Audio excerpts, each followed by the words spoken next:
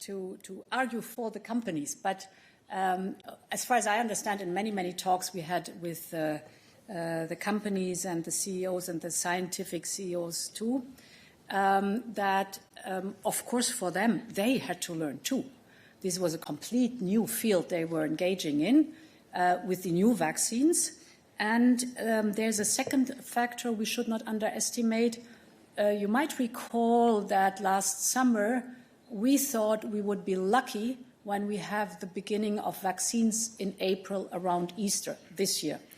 That we had them at the very end of last year shows that science kind of overtook the industry.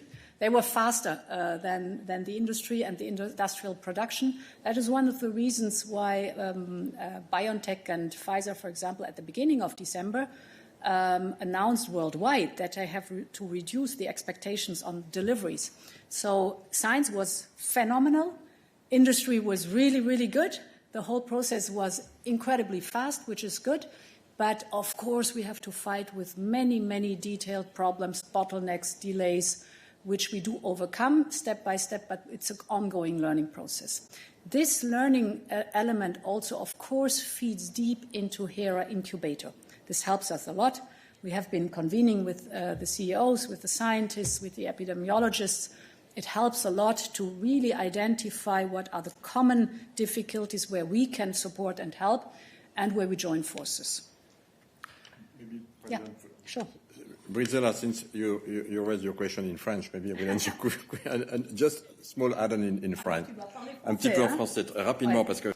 Yes, just a compliment in French, very briefly. It comes back to what the President was just saying. The companies enable themselves to manufacture these vaccines. So they made some investments in advance. They bought huge containers, but of course the containers were left empty. So we pre-financed this period upstream.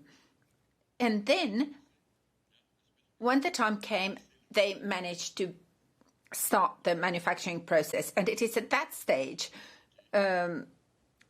that, for reasons which are sometimes hard to explain, in some instances, production plants could start producing at high capacity straight away, and in others, it wasn't the case. I mean, it is a learning curve. And whenever you have to have mass production of anything, usually it takes, well, the good news is that usually it takes several weeks.